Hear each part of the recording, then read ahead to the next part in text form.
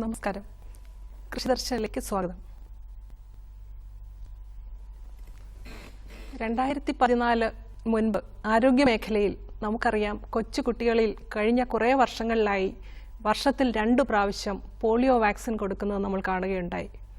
എന്തിനാണ് ഈ ഇത്രയധികം വാക്സിൻ കൊടുക്കുന്നതെന്ന് നമ്മൾ ആശങ്കപ്പെട്ടിരുന്നെങ്കിലും അതിൻ്റെ ഫലം 2014 മാർച്ചോടുകൂടി നമ്മൾ കാണുകയുണ്ടായി. ഇന്ത്യ പോളിയോ വിമുക്തമായി പ്രഖ്യാപിക്കപ്പെട്ടു. അതിന് സമാനമോ ഒരുപക്ഷെ അതിലേറെയോ വെല്ലുവിളികളുള്ള മറ്റൊരു രോഗത്തിൻ്റെ നിയന്ത്രണത്തിൻ്റെ യജ്ഞത്തിലാണ് മൃഗസംരക്ഷണ മേഖല.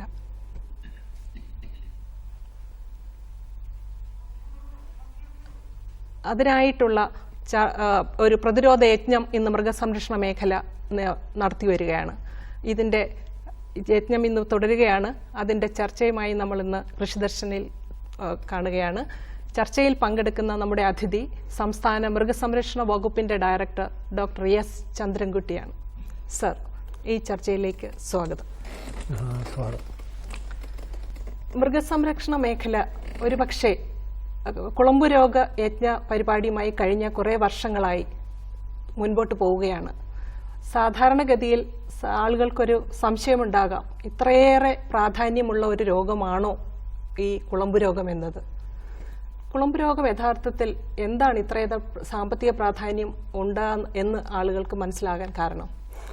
തീർച്ചയായിട്ടും ക്ഷീരകർഷകരെ സംബന്ധിച്ചിട്ട് ഏറ്റവും പ്രധാനപ്പെട്ട സാമ്പത്തിക വിഷയം ഉൾക്കൊള്ളുന്നൊരു രോഗമാണ് കുളമ്പ് രോഗം. അതിൽ ഏറ്റവും പ്രധാനപ്പെട്ടത് അവരുടെ ഉൽപ്പാദന നഷ്ടമാണ്. അത് പാലിൻ്റെ ഇനത്തിലായാലും ഇറച്ചിയുടെ ഇനത്തിലായാലും അതേപോലെ തന്നെ ചികിത്സാ ചെലവും കൂടാണ്ട് ഈ മൃഗങ്ങൾക്ക് ഈ രോഗകലകളിൽ ഉണ്ടാകുന്ന കഷ്ടനഷ്ടങ്ങൾ തീർച്ചയായിട്ടും കർഷകരെ സംബന്ധിച്ചിട്ട് വലിയൊരു നഷ്ടമാണ്.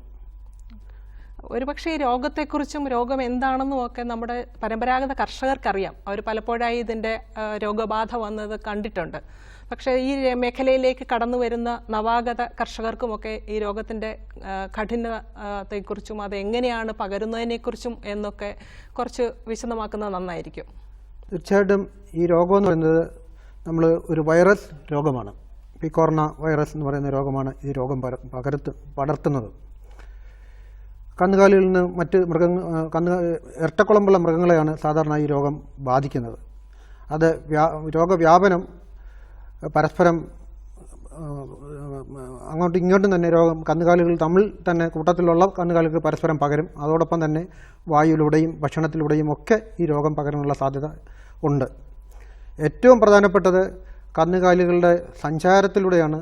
അത് അന്യ സംസ്ഥാനങ്ങൾക്ക് കന്നുകാലികളെ ഈ നമ്മുടെ സംസ്ഥാനങ്ങളിൽ കൊണ്ടുവരുന്നു. അപ്പോൾ അത്തരത്തിൽ രോഗം പകരുന്നു.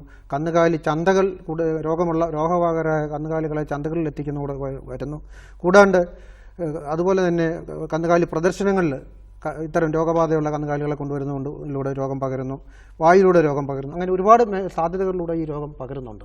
ഒരുപക്ഷെ മനുഷ്യരിലൂടെ തന്നെയും തീർച്ചയായിട്ടും ഏറ്റവും പ്രധാനപ്പെട്ട അതിൽ നമ്മൾ ഏറ്റവും പ്രാധാന്യം കൊടുക്കുന്നത് ഈ കറവക്കാർ അതിൽ പ്രധാന പങ്ക് വഹിക്കുന്നു. അതുപോലെ തന്നെ ഒരുപക്ഷെ നമ്മുടെ വെറ്റിനറി ഡോക്ടർമാരും ഒരുപക്ഷെ ലൈഫ് സ്റ്റോക്ക് ഇൻസ്പെക്ടേഴ്സും ഒക്കെ ചികിത്സയായിട്ട് ബന്ധപ്പെട്ട് ഒരുപക്ഷെ സാധ്യത അതിലും നമ്മൾ തള്ളിക്കളയാൻ സാധിക്കും. നമ്മൾ മുൻപ് കേട്ടിട്ടുണ്ട്, ഇന്ത്യൻ ക്രിക്കറ്റ് താരം സച്ചിൻ തെണ്ടുൽക്കർ ന്യൂസിലൻഡിൽ ചെന്നപ്പോൾ അദ്ദേഹത്തിന് ഇവിടെ ഉപയോഗിച്ച ഷൂ അവിടെ അനുവദിച്ചില്ല എന്നുള്ളത്. ഒരു പക്ഷേ രോഗം നിയന്ത്രിച്ച രാജ്യങ്ങൾ അത്രയേറെ ശ്രദ്ധിക്കുന്ന എന്നുള്ളത് നമുക്ക് അതിൽ നിന്ന് മനസ്സിലാക്കാൻ സാധിക്കും. തീർച്ചയായിട്ടും രോഗബാധയുള്ള പശുക്കളുടെ അടുത്ത് സമീപത്ത് നിന്ന് എല്ലാവർക്കും കർഷകർ തന്നെയും പരസ്പരം മറ്റു വീടുകളിൽ കന്നുകാലിലുള്ള മറ്റു വീടുകൾ സന്ദർശനം നടത്തിയാൽ തന്നെയും അത്തരം ചാണകത്തിലൂടെയും അവരുടെ ഷൂസിൽ പറ്റുന്ന ചാണകത്തിലൂടെയും മറ്റെല്ലാ സ്രവങ്ങളിലൂടെയും ഈ രോഗം പകരാനുള്ള സാധ്യതയുണ്ട്. ഇത് കന്നുകാലികളിൽ രോഗം പകരുന്ന കാര്യത്തെക്കുറിച്ച് പറഞ്ഞു. ഇതിൻ്റെ ഒരു ചികിത്സ എങ്ങനെയാണ്? രോഗം വന്നാൽ ഇത് ചികിത്സ ഫലപ്രദമാണോ? ഞാൻ നേരത്തെ പറഞ്ഞിരുന്നല്ലോ, ഇതൊരു വൈറസ് ബാധ മൂലമുണ്ടാകുന്ന രോഗമാണ്. അതുകൊണ്ട് തന്നെ ഇതിന് കൃത്യമായ ചികിത്സാ രീതികളില്ല. ലക്ഷണങ്ങൾക്ക് ഇല്ലെങ്കിൽ അതിൻ്റെ രോഗകാഠിന്യം കുറയ്ക്കുന്നതിനുള്ള പ്രതിരോധ ചികിത്സാ സംവിധാനങ്ങളാണ് നമ്മൾ സ്വീകരിക്കുന്നത്. പ്രധാനമായിട്ടും അതിന് ആൻറ്റിബയോട്ടിക്സ്, അതുപോലെ തന്നെ ഈ രോഗബാധ ഉള്ള ഉരുക്കൾക്ക് വായിലും കാലിലുമൊക്കെ അകടിലൊക്കെ വ്രണങ്ങളൊക്കെ ഉണ്ടാകാറുണ്ട്. അപ്പം വ്രണങ്ങൾക്കും മതിയായ ചികിത്സ നൽകുക. ഇത്തരം കൂടാതെ അണുനാശിനികൾ ഉപയോഗിച്ച് അണുനാശിനികൾ ഉപയോഗിച്ചുകൊണ്ട് ശുചീകരണ നടപടികൾ ഊർജിതപ്പെടുത്തുക എന്നുള്ളതൊക്കെയാണ് ഈ രോഗനിയന്ത്രണ നടപടിയിലെ ഏറ്റവും പ്രധാനപ്പെട്ട കാര്യം. ഓക്കെ, അത് ചികിത്സയുടെ കാര്യത്തിൽ ചികിത്സ നമുക്ക് ഒരു ചെയ്യാം, അതായത് രോഗിയെ രക്ഷപ്പെടുത്താൻ വേണ്ടി ചെയ്യാം, അത്രയേ ഉള്ളൂ. രോഗം നിയന്ത്രിക്കാൻ ചികിത്സയല്ല അതിന് വേണ്ടത്. രോഗനിയന്ത്രണ നടപടികൾ ഏറ്റവും പ്രധാനമായിട്ട് ഇപ്പം മറ്റ് സമ്പന്ന രാജ്യങ്ങളിലൊക്കെ ചെയ്യുന്ന സ്റ്റാമ്പിംഗ് ഔട്ട് എന്ന് പറയും. അതായത് രോഗം വന്ന പശുക്കളെ മുഴുവൻ അതിന് ദയാപതം നടത്തിക്കൊണ്ട് അതിനെ ഒഴിവാക്കാവുന്ന ഒരു സംവിധാനമാണ് സമ്പന്ന രാജ്യങ്ങൾ സ്വീകരിച്ചുകൊണ്ടിരിക്കുന്നത്. പക്ഷേ ഇന്ത്യ പോലുള്ള ഒരു വികസിത രാജ്യങ്ങളിൽ നമുക്ക് അത്തരം ഒരു സ്റ്റാമ്പിംഗ് ഔട്ട് രീതിയിലേക്ക് നമുക്ക് കടക്കുന്നതിന് പ്രായോഗികമായിട്ട് ഒരുപാട് ബുദ്ധിമുട്ടുകളുണ്ട്. അതുകൊണ്ട് തന്നെ അത് രോഗപ്രതിരോധ നടപടികളാണ് നമ്മൾ അതിന് പ്രാധാന്യം കൊടുക്കുന്നത്. അത് രോഗം വരാതിരിക്കാൻ അതിൻ്റെ നിയന്ത്രണ വിധേയമാക്കുന്നതിനുള്ള വാക്സിനേഷനാണ് നമ്മുടെ രാജ്യത്തിൽ നമ്മൾ നടപ്പിലാക്കിക്കൊണ്ടിരിക്കുന്നത്. അത് നമ്മൾ ഓരോ 6 മാസം കൂടുന്തോറും കൃത്യമായിട്ട് നമ്മൾ ആ കാലയളവിൽ നമ്മൾ വാക്സിനേഷൻ നടത്തും. ഇപ്പോൾ സാധാരണഗതിയിൽ നമുക്ക് അറിയാം മറ്റു പല രോഗങ്ങൾക്കും വർഷത്തിലൊരു പ്രാവശ്യം, ചിലതിനല്ലെങ്കിൽ 1-2 കുത്തിവയ്പ് കൊണ്ട് അതിൻ്റെ ആജീവനാന്ത പ്രതിരോധ ശക്തി ലഭിക്കും. പക്ഷേ കുളമ്പ് രോഗത്തിനെ സംബന്ധിച്ചിടത്തോളം അങ്ങനെ ലഭിക്കുന്നില്ല എന്നുള്ളത് കൊണ്ടായിരിക്കാം അല്ലേ ഇത്തരത്തിൽ നമുക്ക് തുടർച്ചയായ കുത്തിവയ്പ്പിലേക്ക് പോകേണ്ടി വരുന്നത്. അതിനെക്കുറിച്ചൊന്ന് വിശദമാക്കാമോ? ഈ കുളമ്പ് രോഗത്തിൻ്റെ അണുക്കൾ ഒരു പ്രത്യേക വർഗ്ഗ ജനുസിൽപ്പെട്ട അണുക്കളാണ്. അതിന് പല സബ് ടൈപ്പുകളായിട്ട് അതിന് രൂപാന്തരം പ്രാപിച്ചിട്ടുണ്ട്. എന്തായാലും ഈ കുളമ്പ് രോഗത്തിൻ്റെ വൈറസിന് നമുക്ക് അതിൻ്റെ വാക്സിനേഷൻ എടുക്കുന്നതോടുകൂടി പരമാവധി നമുക്ക് 6 മാസം മാത്രം വരെ അതിൻ്റെ പ്രതിരോധ ശേഷി ഈ വാക്സിനേഷൻ ലഭ്യമാക്കിയ അല്ലെങ്കിൽ എടുത്ത കന്നുകാലികൾക്ക് ലഭ്യമാകുകയുള്ളൂ. അതുകൊണ്ട് നമുക്ക് ഓരോ 6 മാസത്തെ കാലയളവിലും കൃത്യമായ ഈ വാക്സിനേഷൻ നമ്മൾ നടത്തിയാൽ മാത്രമേ ഈ കന്നുകാലികളെ ഈ രോഗം ഉണ്ടാകാതെ ഒരു പരിധിവരെ നമുക്ക് നിയന്ത്രണ വിധേയമാക്കാൻ കഴിയുള്ളൂ. അപ്പോൾ തീർച്ചയായിട്ടും 6 മാസത്തിലൊരിക്കൽ നമുക്ക് പ്രതിരോധ കുത്തിവയ്പ്പിലേക്ക് പോകണം. അതിന് അനുബന്ധിച്ചുള്ള ഒരു കുത്തിവയ്പ്പ് പ്രതിരോധ നടപടിക്രമമാണ് ഇന്ന് നമ്മുടെ സംസ്ഥാനം മുൻപോട്ട് കൊണ്ടുപോകുന്നത്. അപ്പോൾ ആ ഒരു പ്രതിരോധ നടപടി യജ്ഞത്തെക്കുറിച്ച്, അതിൻ്റെ ഒരു രീതികളെക്കുറിച്ചും അത് ഒക്കെ ഒന്ന് കുറച്ചുകൂടി ഒന്ന് വിശദമാക്കാമോ? കേരളത്തിൽ ഇപ്പം കഴിഞ്ഞ 7-ാം തീയതി മുതൽ അടുത്ത നവംബർ 4 വരെ ഒരു കുളമ്പ് രോഗ പ്രതിരോധ യജ്ഞ കാലയളവ് നടന്നുകൊണ്ടിരിക്കുകയാണ്. ഓരോ 6 മാസം കൂടുന്തോറും ഇത്തരം പ്രതിരോധ യജ്ഞം സംസ്ഥാന ഒട്ടുക്ക് നമ്മൾ നടപ്പിലാക്കിക്കൊണ്ടിരിക്കുകയാണ്. അതിൻ്റെ പ്രധാനമായിട്ടുള്ള പരിപാടി രീതികളെന്ന് പറഞ്ഞാൽ ആവശ്യത്തിന് നല്ല വാക്സിനുകൾ ലഭ്യമാക്കി നമ്മൾ സ്ക്വാഡുകളെ രൂപീകരിച്ചുകൊണ്ട് ഏതാണ്ട് കേരളത്തിൽ 1930ഓളം സ്ക്വാഡുകൾ എന്നുണ്ട്. ആ ഒരു ഭവന സന്ദർശനം നടത്തി എല്ലാ ഉരുക്കളെയും കുത്തിവയ്പ്പിന് വിധേയമാക്കുക എന്നുള്ളതാണ് നമ്മുടെ ലക്ഷ്യം. ഇത് ഈ കുളമ്പ് രോഗത്തിൻ്റെ ഒരു പ്രത്യേകത എന്ന് പറഞ്ഞാൽ നമ്മുടെ നാട്ടിലെ മുഴുവൻ കന്നുകാലിയും ഏറ്റവും കുറഞ്ഞത് നമ്മൾ 85% ഉരുക്കളെയെങ്കിലും നമ്മൾ ഈ വാക്സിനേഷന് വിധേയമാക്കിയെങ്കിൽ മാത്രമേ നമുക്ക് ഈ കുളമ്പ് രോഗത്തിനെതിരെ നമുക്ക് കന്നുകാലികളെ രക്ഷിക്കാൻ കഴിയുകയുള്ളൂ. അതുകൊണ്ട് ഏറ്റവും നമ്മൾ കർഷകർ സമൂഹം നമ്മൾ സഹായം നൽകേണ്ടുന്നത് അവരുടെ ഉരുക്കളെ ഈ ഒരു കാലയളവിൽ പ്രത്യേകിച്ച് നിങ്ങളുടെ വീടുകൾ സന്ദർശിക്കുന്ന സ്ക്വാഡുകൾക്ക് വേണ്ടുന്ന സഹായങ്ങളൊക്കെ നൽകിക്കൊണ്ട് അവരുടെ ഈ പ്രതിരോധ നടപടികൾ കന്നുകാലികളെ കുത്തിവയ്പ്പിന് വിധേയമാക്കുക എന്നുള്ളതാണ്. മിനിമം ഏറ്റവും കുറഞ്ഞത് 85% കന്നുകാലികളും കുത്തിവെച്ചെങ്കിൽ മാത്രമേ നമുക്ക് ഹേർഡ് ഇമ്മ്യൂണിറ്റി എന്ന് പറയുന്ന ഒരു ലക്ഷ്യം നമുക്ക് കൈവരിക്കാൻ കഴിയുള്ളൂ. അതുതന്നെയാണ് നമ്മൾ ആ പോളിയോ വാക്സിൻ്റെ കാര്യം പറയും. കുഞ്ഞുങ്ങൾക്ക് അല്ലെങ്കിൽ അവർ വീട്ടിലെടുക്കുന്നുണ്ടെങ്കിലും രാജ്യത്തുള്ള മുഴുവൻ കുഞ്ഞുങ്ങൾക്കും ഒരേ സമയത്ത് പ്രതിരോധ ശക്തി കിട്ടത്തക്ക രീതിയിലുള്ള ഒരു വാക്സിനേഷൻ ക്രമമാണ്. അതാണ് നമ്മൾ മൃഗസംരക്ഷണ മേഖലയിലും ഈ ഒരു പ്രതിരോധ യജ്ഞത്തിലും നമ്മൾ തുടരുന്നത്. ഒരുപക്ഷെ ലോകമെമ്പാടുമുള്ള ആരോഗ്യ സംഘടനകൾ, ലോകാരോഗ്യ സംഘടനയ്ക്ക് സമാനമായ മൃഗസംരക്ഷണ സംഘടന നിഷ്കർഷിക്കുന്ന ഒരു ഷെഡ്യൂളാണിത്. അപ്പോൾ ഇത് സംസ്ഥാനത്ത് മാത്രമാണോ അതോ ഇതൊരു ദേശീയ പദ്ധതിയാണോ? ഈ കുളമ്പ് രോഗ പ്രതിരോധ യജ്ഞം യഥാർത്ഥത്തിൽ പറഞ്ഞാൽ ഒരു ദേശീയ കേന്ദ്ര ഗവൺമെൻറ്റിൻ്റെ പദ്ധതി കൂടെ കേന്ദ്ര സംസ്ഥാന ഗവൺമെൻറ്റുകൾ സംയുക്തമായിട്ട് ആവിഷ്കരിച്ചുകൊണ്ട് നടപ്പിലാക്കുന്ന ഇന്ത്യ മുഴുവൻ നടപ്പിലാക്കുന്നുണ്ട്. അതിൻ്റെ ഒരു ഭാഗമായിട്ട് കേരളത്തിൽ തന്നെ ഏതാണ്ട് 2004 മുതൽ നമ്മൾ ആദ്യം FMDCP food and mouth disease campaign പ്രോഗ്രാമായിട്ട് 3 ജില്ലകൾ ആദ്യം തുടങ്ങി. അത് കഴിഞ്ഞ എൻ്റയർ പ്രോഗ്രാം നമ്മൾ കേരളത്തിലെ മുഴുവൻ ജില്ലകളും ADCP animal disease control project എന്നൊരു പദ്ധതികളിലൂടെയാണ് നമ്മൾ നടപ്പിലാക്കുന്നത്. 2004 മുതൽ കൃത്യമായ കാലയളവിൽ 6 മാസം ഇടവിട്ട് നമ്മൾ ഈ വാക്സിനേഷൻ നടത്തുന്നുണ്ട്. ഈ വാക്സിനേഷനോടൊപ്പം തന്നെ കന്നുകാലികൾക്ക് ആവശ്യമായ പ്രതിരോധ ശേഷി കൈവരിച്ചിട്ടുണ്ടോ എന്ന് നമ്മൾ ഉറപ്പിക്കുന്നതിനായിട്ട് നമ്മൾ പ്രതിരോധ വാക്സിൻ തുടങ്ങുന്നതിന് മുമ്പ്, അതായത് 0 ഡേ വാക്സിൻ കൊടുക്കുന്നതിന് മുമ്പ്, അതിന് വാക്സിനേഷൻ ശേഷം 30ാമത്തെ ദിവസം, വീണ്ടും 90ാമത്തെ ദിവസം എന്നീ ദിവസങ്ങളിൽ കുത്തിവെച്ച ഉരുക്കളുടെ രക്തസാമ്പിളുകൾ പരിശോധിച്ച് അതിൻ്റെ പ്രതിരോധ ശേഷി നമ്മൾ വിലയിരുത്തപ്പെടുന്നുണ്ട്. ഓക്കെ.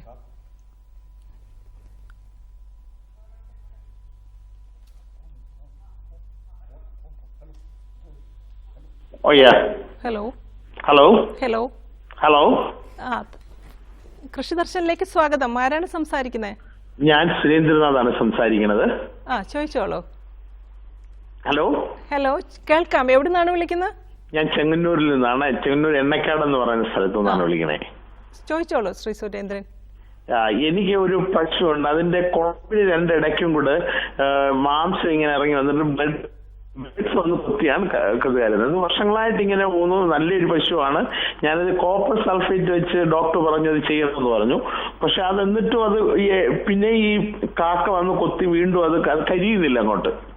ഏത് ഭാഗത്താണ്? അത് കുളമ്പിന്റെ രണ്ടിടയ്ക്കാണ്. കുളമ്പിന്റെ ഇടയ്ക്കാണ്. കുളമ്പിന്റെ ഇടയ്ക്ക് മാംസം വളരുന്നു എന്നാണ് പറഞ്ഞത്. ഒരു പക്ഷേ കുളമ്പ് രോഗമായിട്ട് ഒരു സംശയം ഉണ്ടായതായിരിക്കും. ഇല്ലെന്ന് അറിയാനാണ് ഞാൻ ഇപ്പോ ഡോക്ടറെ ബുദ്ധിമുട്ടിക്കണേ. Okay okay okay. അപ്പം ഈ കുളമ്പിനിടയ്ക്ക് മാംസം വളരുന്ന ഒരു ചെറിയ അസുഖം രോഗം പല ഹെവി ബ്രീഡ്സ്, പ്രത്യേകിച്ചും നമ്മുടെ ഹോൾസ്റ്റൈൻ ഫ്രീഷ്യൻ എന്ന് പറയുന്ന വർഗ്ഗത്തിൻ്റെ ഉള്ള പശുക്കൾക്ക് സാധാരണ കാണാറുണ്ട്. അത് കുളമ്പ് രോഗവുമായിട്ട് യാതൊരു തരത്തിലും ബന്ധമുള്ള രോഗമല്ല. അത് ഏറ്റവും അടുത്തുള്ള മൃഗാശുപത്രിയിലെ ഡോക്ടറെ കാണിച്ചിട്ട് അതിനുള്ള ചികിത്സ തേടുന്നതാണ് ഏറ്റവും ഉചിതം. അതെ, സംശയം തീർന്നോ അല്ലേ? ഹലോ, കോൾ കട്ടായെന്ന് തോന്നുന്നു. നമുക്ക് കുളമ്പ് രോഗവുമായി ബന്ധപ്പെട്ട മറ്റ് ചോദ്യങ്ങളിലേക്ക് തിരിച്ചു വരാം. അപ്പം നമ്മൾ ഈ പ്രതിരോധ കുത്തിവയ്പ്പ് ഇപ്പം നടക്കുകയാണ്. ഏകദേശം എങ്ങനെയാണ് അതിൻ്റെ ഇപ്പോഴത്തെ ഒരു നിലവാരം? സാർ അതൊന്ന് വിശദമാക്കാം. ഇന്നലത്തെ ദിവസം വെച്ചിട്ട് ഏതാണ്ട് കേരളത്തിലെ 55% കന്നുകാലികളെ കുത്തിവെച്ച് കഴിഞ്ഞു. അടുത്ത ഒരു 4-ാം തീയതിയോട് കൂടി നമ്മൾ ഈ പ്രതിരോധ യജ്ഞം അതിനിടയ്ക്ക് അത് തീർന്നതോടുകൂടി ഏതാണ്ട് 85% കന്നുകാലികളെ നമുക്ക് കുത്തിവെക്കാൻ കഴിയുമെന്ന് തന്നെയാണ് നമ്മുടെ വിശ്വാസം. ഈ പ്രതിരോധ യജ്ഞത്തിൽ കർഷകരുടെയും തദ്ദേശ സ്വയംഭരണ സ്ഥാപനങ്ങളുടെയും മറ്റ് ഡയറി ഡിപ്പാർട്ട്മെൻറ്റിൻ്റെ സഹായങ്ങളുണ്ട്, തദ്ദേശ സ്വയംഭരണ സ്ഥാപനങ്ങളുടെ സഹായങ്ങളുണ്ട്, ക്ഷീരോത്പാദക സഹകരണ സംഘങ്ങളുടെ ഒക്കെ ഒരു കൂട്ടായ്മ ഈ ഇത്തരം പ്രവർത്തനങ്ങളിലും, അതുപോലെ അതിനെക്കാട്ടിലൊക്കെ ഉപരി മാധ്യമങ്ങളും ഇതിൻ്റെ ഒരു സന്ദേശം, ഈ രോഗ നിയന്ത്രണ നടപടികൾ സ്വീകരിക്കേണ്ടതൊരു പ്രാധാന്യത്തെപ്പറ്റി മാധ്യമങ്ങളും ഒക്കെ നമ്മളെ സഹായിക്കുന്നുണ്ട്. അപ്പോൾ അതുകൊണ്ട് തന്നെ ഇതിൻ്റെ ഇത് കഴിഞ്ഞ എല്ലാ ഫേസിലും, ഇത് 19ാമത്തെ ഫേസിലാണ് നമ്മൾ ഈ വാക്സിനേഷൻ ഈ കാമ്പയിൻ നടന്നുകൊണ്ടിരിക്കുന്നത്. കഴിഞ്ഞ മുൻകാലങ്ങളെല്ലാം നമ്മൾ പൂർണ്ണമായിട്ടും ഇതിൻ്റെ ലക്ഷ്യപ്രാപ്തി പൂർണ്ണമായിട്ടും ലഭിച്ചിട്ടുണ്ട്. ടാർഗറ്റ് അച്ചീവ് ചെയ്തിട്ടുണ്ട്. എന്നിരുന്നാലും ഇനിയും ചെയ്തിട്ടില്ലാത്ത അല്ലെങ്കിൽ ഇതുവരെ ആ സേവനം എടുക്കാത്ത കർഷകർ ഒരുപാട് കാര്യങ്ങൾ ശ്രദ്ധിക്കും. ഒരുപാട് കർഷകർ കൂടുതലും ഇതിൽ നിന്ന് ഒരു പരിധിവരെ അവർ ചില സംശയങ്ങൾ കൊണ്ടാണ് കുത്തിവെച്ചാൽ പാല് കുറയുമോ അല്ലെങ്കിൽ മറ്റെന്തെങ്കിലും ബുദ്ധിമുട്ട് വരുമോ എന്നൊക്കെ ഒരു സംശയങ്ങൾ കൊണ്ടാണ്, ഇല്ലേ ഗർഭിണികളായ പശുക്കൾ അതിൻ്റെ ഗർഭം അലസി പോകുമോ എന്നുള്ള ചില സംശയങ്ങൾ കൊണ്ടാണ് അപൂർവമായിട്ടെങ്കിലും ചില കർഷകരൊക്കെ ഇതിനകത്ത് നിന്ന് പിന്മാറിയത്. അതല്ല, ഞാൻ നേരത്തെ പറഞ്ഞല്ലോ, നമ്മൾ 19ാമത്തെ ഘട്ടത്തിലെ വാക്സിനേഷൻ നടത്തുന്നത് എല്ലാ ഭാഗത്തു നിന്നും കർഷകർ സർവാത്മന സഹായിക്കുന്നത്. നമുക്കറിയാം, നമ്മളിപ്പം അന്യ സംസ്ഥാനങ്ങളിൽ നിന്ന് ഒരുപാട് കന്നുകാലികളെ കൊണ്ടുവരുന്ന ഒരു സ്റ്റേറ്റാണ്.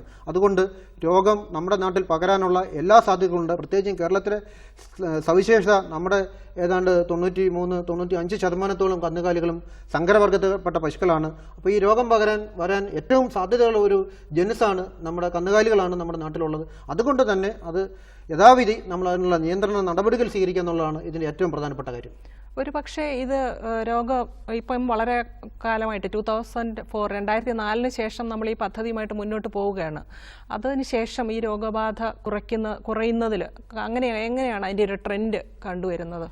നമ്മൾ വാക്സിനേഷൻ ഫലപ്രദമായി നടന്നിട്ടുള്ള കാലയളവിലെല്ലാം ഈ രോഗം പൂർണ്ണമായിട്ടും നമുക്ക് നിയന്ത്രണവിധേയമായിട്ടുണ്ട്. 2002-2003 കാലഘട്ടത്തിൽ കേരളത്തിൽ വളരെ വ്യാപകമായിട്ട് കുളമ്പ് രോഗം ബാധിച്ചിരുന്നു. അപ്പോൾ അന്നത്തെ ഒരു അവസ്ഥ കണക്കിലെടുത്തുകൊണ്ട് ഗവൺമെൻറ്റും വകുപ്പും ഒക്കെ ചർച്ച ചെയ്തിട്ടാണ് നമ്മൾ ഇത്തരം ഒരു കാമ്പയിനിലേക്ക് വന്നത്. അപ്പോൾ അതിനുശേഷം നമുക്ക് വളരെ നന്നായിട്ട് ഈ കാമ്പയിൻ നടത്തിയിട്ടുണ്ട്. പക്ഷേ 2013-14 വർഷങ്ങളിൽ നമ്മൾ കേരളത്തിൽ വീണ്ടും വളരെ വ്യാപകമായിട്ട് കുളമ്പ് രോഗം ബാധിച്ച ഒരു സ്ഥിതിവിശേഷം ഉണ്ടായിട്ടുണ്ടായിരുന്നു. അന്ന് വാക്സിൻ്റെ ലഭ്യത മൂലം ആ സമയത്ത് ഞാൻ നേരത്തെ പറഞ്ഞല്ലോ, ഓരോ 6 മാസം കൂടുന്തോറും നമുക്ക് ഇതിൻ്റെ വാക്സിനേഷൻ നടത്തേണ്ടതുണ്ട്. പക്ഷേ കേന്ദ്ര ഗവൺമെൻറ് ആയിരുന്നു വാക്സിനേഷൻ തന്നുകൊണ്ടിരുന്നത്. പക്ഷേ അതിൻ്റെ വാക്സിൻ്റെ ലഭ്യത അനുസരിച്ച് അല്പം കാലതാമസം വാക്സിൻ ലഭ്യമാകുന്ന കമ്പനിയിലുള്ള ചില കാലതാമസം മൂലം നമുക്ക് വാക്സിനേഷൻ്റെ അല്പം കാലതാമസം വന്ന ഒരു അവസരത്തിലാണ് വ്യാപകമായിട്ട് കേരളത്തിൽ കുളമ്പ് രോഗം ബാധിച്ചത്. അത്തരത്തിൽ വലിയൊരു നഷ്ടം കേരളത്തിലെ കർഷകർക്കും കന്നുകാലികൾക്കൊക്കെ ഉണ്ടായി. അന്നത്തെ സാമ്പത്തിക നഷ്ടം തിട്ടപ്പെടുത്തിയിട്ടുണ്ടോ? ഏകദേശം നമ്മൾ അന്നൊരു കണക്ക് നോക്കിയപ്പോൾ 100 കോടിയിലധികം രൂപയാണ് കേരളത്തിലെ കർഷകർക്ക് ഈ ഒരു രോഗം മൂലം മാത്രം കർഷകർക്ക് നഷ്ടം സംഭവിച്ചത്. അതായത് പാല് കുറഞ്ഞത് മാത്രമല്ല, അവരുടെ മറ്റ് ഉരുക്കൾ നഷ്ടപ്പെടുന്നതും പിന്നീട് അവന്റെ പ്രതിരോധ ശേഷി നശിക്കുന്നതും അങ്ങനെ ഒരുപാട് വന്ധ്യത സംഭവിക്കുന്നുണ്ട് ഒക്കെ ഇതിലുണ്ട്. അതിനെക്കാട്ടിലൊക്കെ ഉപരി ഈ രോഗം ബാധിച്ച പശുക്കളുടെ വിഷമതകൾ നമ്മൾ കാണുന്നതാണ് ഏറ്റവും വലിയ വിഷമം. പശുക്കൾ വായിലും നാക്കിലും അതുപോലെ അകിടിലും മറ്റെല്ലാ പല ഭാഗങ്ങളിലും കുളമ്പിനിടയ്ക്കും ഒക്കെ ഭയങ്കര വ്രണം ഉണ്ടാവും. തീറ്റ കഴിക്കാൻ ബുദ്ധിമുട്ട് വരുന്നു, ഭയങ്കര പനിയുണ്ടാവും, ഒരുപക്ഷെ എഴുന്നേക്കാൻ കഴിയാതെ വരും. കാലിലുണ്ടാകുന്ന വ്രണങ്ങളിൽ പലപ്പോഴും പുഴു ഉണ്ടാകും. അപ്പോൾ അത്തരത്തിൽ ഉള്ള വിഷമതകൾ കർഷകർക്ക് വലിയ ബുദ്ധിമുട്ടും ഉരുക്കൾക്കും വലിയധികം ബുദ്ധിമുട്ടും അതുപോലെ തന്നെ കർഷകർക്ക് വലിയ സാമ്പത്തിക നഷ്ടം ഉണ്ടാക്കുന്നുണ്ട്. തീർച്ചയായിട്ടും നമുക്ക് ക്ഷീരമേഖലയിൽ കൂടുതൽ പാലുൽപാദനത്തിൽ സ്വയം പര്യാപ്തതയിലോട്ട് നമ്മൾ ലക്ഷ്യമിട്ടുള്ള പ്രവർത്തനത്തിനിടയിൽ ഈ രോഗം വലിയ ഒരു പ്രതിസന്ധി ഉണ്ടാക്കാം. അപ്പോൾ നമ്മൾ വളരെ ശ്രദ്ധിച്ച് മുൻപോട്ട് പോകേണ്ടിയിരിക്കുന്നു. അപ്പോൾ ഈ പ്രതിരോധ ശേഷി ഉണ്ടാക്കാനായി നമ്മൾ നടത്തുന്ന ഈ പ്രതിരോധ കുത്തിവയ്പ്പിനെ തുടർന്ന് കന്നുകാലികൾക്ക് എന്തെങ്കിലും ബുദ്ധിമുട്ട്, മുമ്പേ പറഞ്ഞു ചെറിയ പ്രശ്നങ്ങളൊക്കെ ഉണ്ടാവാം. കുത്തിവയ്പ്പിനെ തുടർന്ന് അഥവാ എന്തെങ്കിലും സംഭവിച്ചാൽ വകുപ്പ് അതിനെന്തെങ്കിലും ഒരു നഷ്ടപരിഹാരം നൽകാനുള്ള പദ്ധതിയുണ്ടോ? വളരെ അപൂർവമാണ്. ഏകദേശം 15 ലക്ഷത്തോളം കന്നുകാലികളെയാണ് നമ്മൾ ഈ ഒരു കാമ്പയിൻ ബില്ലിൽ നമ്മൾ വാക്സിനേഷൻ നടത്താൻ ലക്ഷ്യമിടുന്നത്. അപ്പോൾ ഇത്രയും കന്നുകാലികൾ ലക്ഷ്യമിടുന്നത് നമുക്കറിയാം. അപ്പോൾ മനുഷ്യർക്ക് തന്നെ നമ്മൾ വാക്സിനേഷനോ മറ്റേത് മരുന്നുകൾ ഉപയോഗിക്കുമ്പോഴും വളരെ അപൂർവമായിട്ട് ചിലർക്ക് റിയാക്ഷൻസ് കാണിക്കാറുണ്ട്. അതേ അവസ്ഥ തന്നെ കന്നുകാലികളിലും ഉണ്ടായിക്കൂടാ എന്നൊന്നുമില്ല. വളരെ അപൂർവം കേസുകളിലൊക്കെ ചില അനാഫലാക്റ്റിക് റിയാക്ഷൻസ് പറയും. ചില ശ്വാസമെടുക്കാനുള്ള ബുദ്ധിമുട്ട്, ചിലർ തളർന്നു വീഴും, അത്തരത്തിലുള്ള ബുദ്ധിമുട്ട്. പിന്നെ ഗർഭിണികളായുള്ള പശുക്കൾ ഒരുപക്ഷെ വാക്സിനേഷൻ കൊണ്ടല്ലെങ്കിലും നമ്മൾ വാക്സിനേഷൻ നടത്തുന്ന സമയത്തുള്ള സ്ട്രഗിളിങ് നമുക്കറിയാം. പശുക്കളെയൊക്കെ കൺട്രോൾ ചെയ്ത് വാക്സിനേഷൻ നടത്തുമ്പോൾ അത് ബഹളം വെക്കും. അപ്പോൾ ആ ഒരു സമയത്തൊക്കെ ഉണ്ടാകാവുന്ന ചില ഇതുകൊണ്ട് വളരെ അപൂർവമായിട്ട് നമ്മൾ ചില കേസുകൾ അത്തരത്തിലുള്ള അബോർഷനോ ചില ചെറിയ റിയാക്ഷൻസൊക്കെ അനുഭവപ്പെടാറുണ്ട്. അപ്പം അതിനുള്ള പ്രതിരോധ മരുന്നും കൂടെ ലഭ്യമാക്കിക്കൊണ്ടാണ് ഈ വാക്സിനേഷൻ സ്ക്വാഡുകളെ തന്നെ വീടുകളിൽ കന്നുകാലികളെ കുത്തിവെക്കുന്നതിന് വിടുന്നത്. അത് അപ്പോൾ തന്നെ അതിനുള്ള പ്രതിരോധ മരുന്ന് കൂടെ കൊടുത്തു കഴിഞ്ഞാൽ, ഈ റിയാക്ഷൻസിന് എതിരെയുള്ള മരുന്ന് കൂടെ കൊടുത്തു കഴിഞ്ഞാൽ ആ കന്നുകാലികൾ നല്ലൊരു ശതമാനം രക്ഷപ്പെടും. മറ്റ് ബുദ്ധിമുട്ടൊന്നും കാര്യമായിട്ട് ലഭ്യമല്ല. ഈ പാല് കുറയും എന്നൊക്കെ പറയുന്നതൊന്നും ചിലപ്പോൾ നമുക്കറിയാം. ഒരു 1-2 ദിവസത്തേക്ക് അപൂർവം ചില പശുക്കളിലൊക്കെ അല്പം 1-2 ലിറ്റർ പാല് കുറഞ്ഞാലും ബാക്കിയുള്ള കാലങ്ങളിൽ ആ പാലെല്ലാം റീഗെയിൻ ചെയ്യും. ഈ കുത്തിവയ്പ്പ് കൊണ്ട് നമ്മുടെ നാട്ടിൽ പാല് കുറയുന്ന ഒരു സ്ഥിതിവിശേഷമൊന്നും മിൽമ പോലുള്ള ഇല്ലെങ്കിൽ അതുപോലെ പാല് കളക്ട് ചെയ്യുന്ന ഏജൻസികളിലോ മറ്റുള്ളതൊന്നും ഒന്നും നമുക്കൊരു ഡേറ്റയിലും ഒരു കുറവുള്ളതായിട്ട് നാളിതുവരെ നമുക്കൊരു ഡേറ്റകൾ നമുക്ക് ലഭ്യമല്ല. അതിലൊന്നും വലിയ പ്രസക്തിയില്ല. കന്നുകാലികളെ രക്ഷിക്കുക എന്നുള്ളതാണ് നമ്മുടെ ആത്യന്തികമായിട്ട് ലക്ഷ്യം. നമുക്കൊരു ചോദ്യം കൂടി വരുന്നുണ്ട്. ഹലോ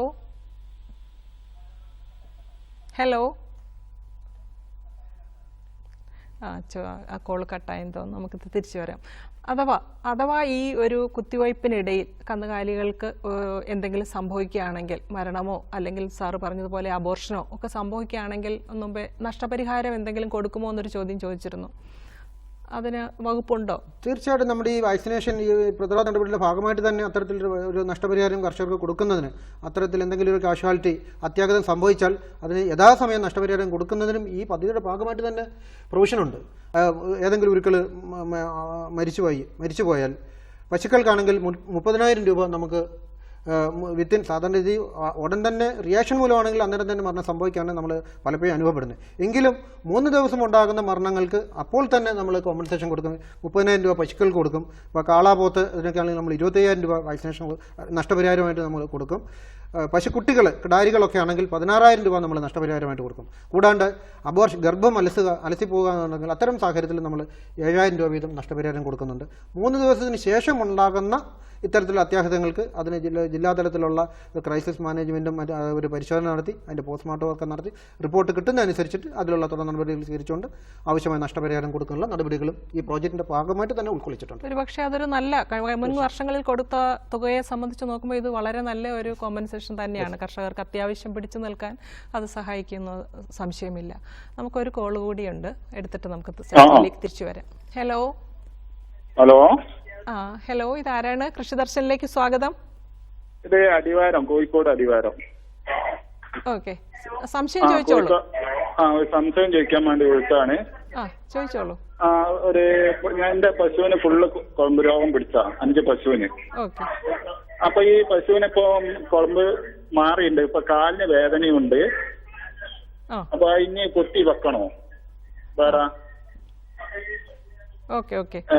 കുളമ്പ് രോഗം വന്ന് ഭേദപ്പെട്ട പശുക്കളാണ്. കുളമ്പിന് വേദനയും ഒക്കെ ഉണ്ട്. ഇനിയും കുളമ്പ് രോഗത്തിന് പ്രതിരോധ കുത്തിവയ്പ് എടുക്കണോ എന്നുള്ളതാണ് ചോദ്യം. തീർച്ചയായിട്ടും കുളമ്പ് രോഗത്തിന് വീണ്ടും വാക്സിനേഷൻ എടുക്കണം. ഇതിന്റെ രോഗപ്രതിരോധ ശേഷി എന്ന് പറയുന്നത് 6 മാസം വരെ നിൽക്കത്തുള്ളൂ.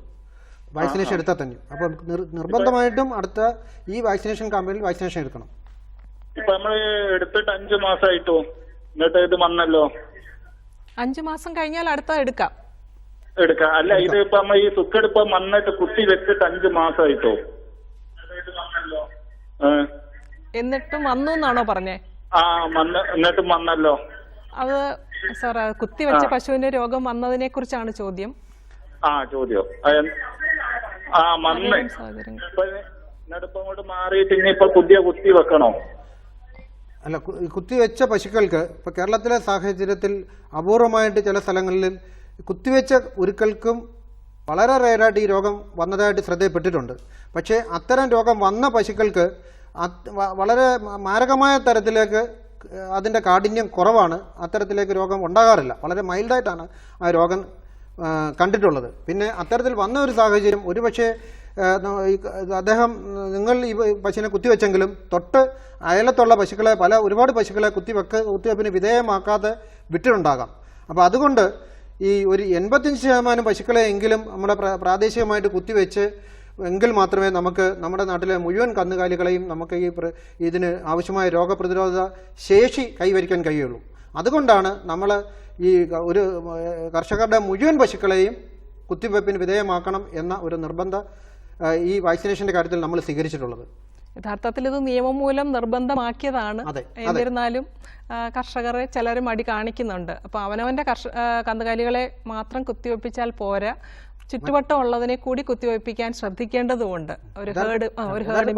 നമ്മുടെ ഒരു കൂട്ടായ്മയാണ്. കർഷകരും മൃഗസംരക്ഷണ വകുപ്പിലെ ഉദ്യോഗസ്ഥരും തദ്ദേശ സ്വയംഭരണ സ്ഥാപനങ്ങളും മുനിസിപ്പാലിറ്റികളും എല്ലാവരും കൂടെ പങ്കെടുത്തുകൊണ്ട് ഇതിന്റെ ഒരു കർഷകരെ സഹായിക്കുന്ന ഒരു പദ്ധതിയായി കണ്ടുകൊണ്ട് മുഴുവൻ കന്നുകാലികളെ ഒരു മാസത്തോളം ഉദ്യോഗസ്ഥര് ഫീൽഡിലേക്ക് ഇറങ്ങി ഒരുപാട് ഈ സമയത്ത് അവരുടെ ഡ്യൂട്ടി ടൈം നോക്കിയിട്ടല്ല അവർ ഈ സേവനം ചെയ്യുന്നത്. അവർ അത്തരത്തിൽ കർഷക ഭവനങ്ങൾ സന്ദർശിച്ചുകൊണ്ട് കന്നുകാലികളെ കുത്തിവെപ്പിന് വിധേയമാക്കുകയാണ്. ഒരുപക്ഷെ നമുക്കറിയാം, കേരളത്തിൽ പുതിയ കറവ പശുക്കളെ ആയാലും അല്ലെങ്കിൽ നമ്മളുടെ മാംസാവശ്യങ്ങൾക്കായാലും ഒക്കെ മറ്റ് സംസ്ഥാനങ്ങളിൽ നിന്ന് ധാരാളം പശുക്കൾ നമ്മുടെ സംസ്ഥാനത്തേക്ക് എത്തുന്നുണ്ട്. അപ്പം ഈ ഒരു സാഹചര്യത്തിൽ നമുക്കറിയാം, നമ്മൾ എത്ര പ്രതിരോധ നടപടികൾ കൈക്കൊണ്ടാലും മറ്റു സംസ്ഥാനങ്ങളിൽ നിന്ന് രോഗം വരാനുള്ള ഒരു സാധ്യത എപ്പോഴും നമ്മൾക്കുണ്ട്. ഇതിനെ പ്രതിരോധിക്കാൻ നമ്മൾക്ക് എന്തൊക്കെ നടപടികളാണുള്ളതും, അതായത് പുറത്തുനിന്ന് വരുന്ന മൃഗങ്ങളെ രോഗനിയന്ത്രണ വിധേയമാക്കുന്നതിനോ അല്ലെങ്കിൽ അവയിൽ നിന്ന് പകരുന്നത് തടയുന്നതിനോ ഒക്കെ ആയിട്ട്?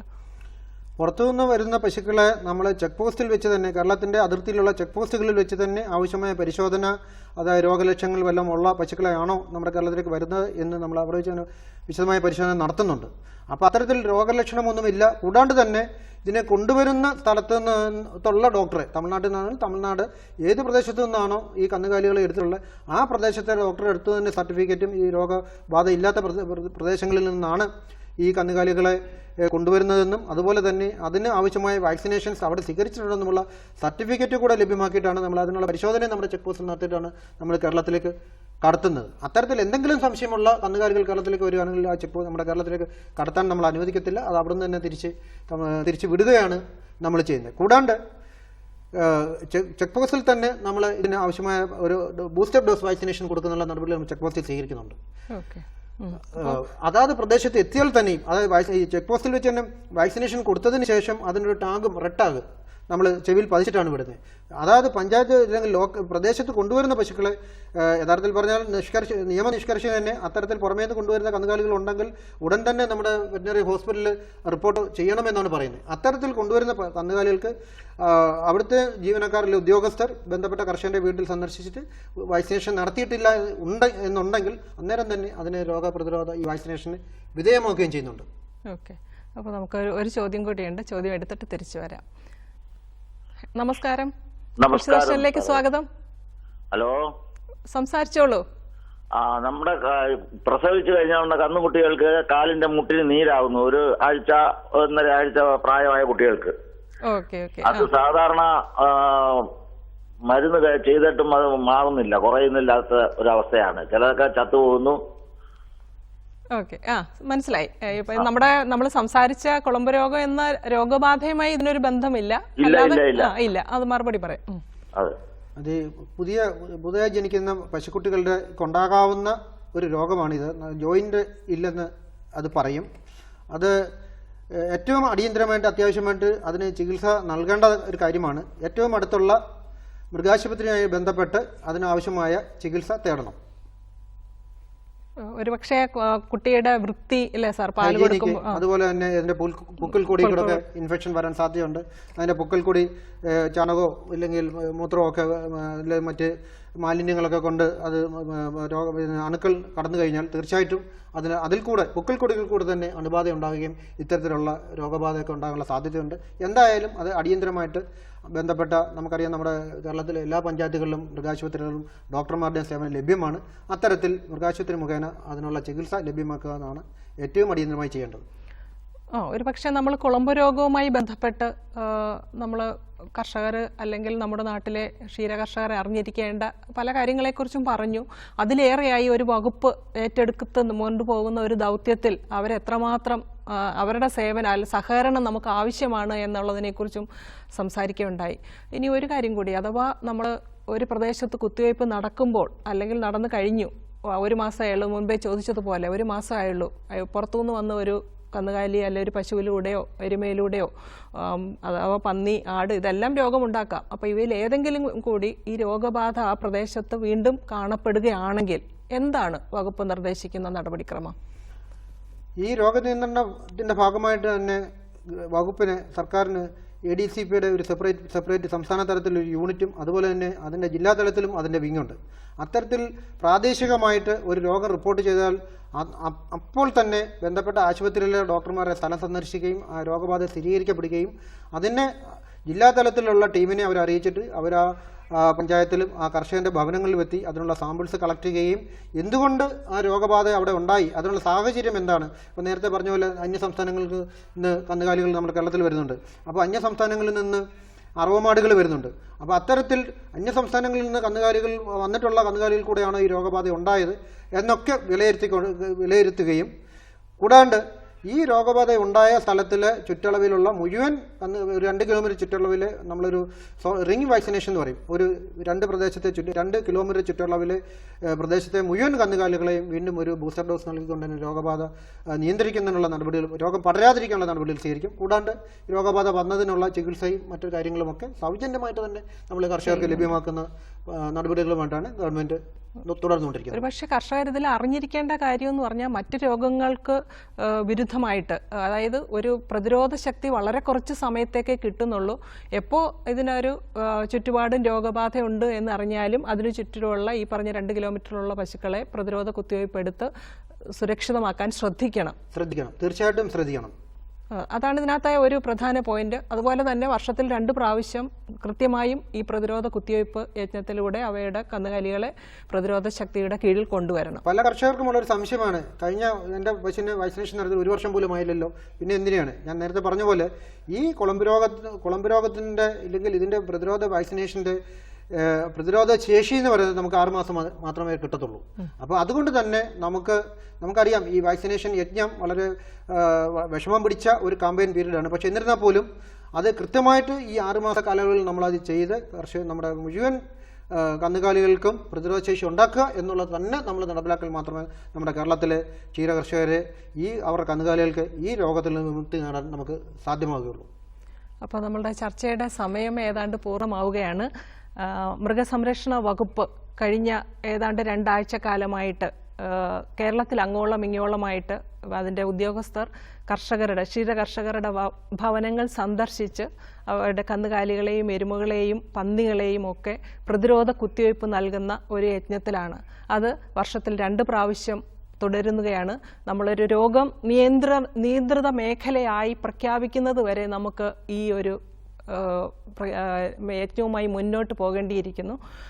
അടുത്ത നവംബർ 4 വരെ തുടരുന്ന ഈ ഒരു പ്രക്രിയയിൽ ഇനിയും അവരവരുടെ ഉരുക്കളെ പ്രതിരോധ കുത്തിവയ്പ്പിന് കൊണ്ടുവന്നിട്ടില്ല എന്നുണ്ടെങ്കിൽ തീർച്ചയായും അടുത്ത മൃഗസംരക്ഷണ സ്ഥാപനവുമായി ബന്ധപ്പെട്ട് പ്രതിരോധ കുത്തിവയ്പ് ചെയ്യാൻ ശ്രദ്ധിക്കണം.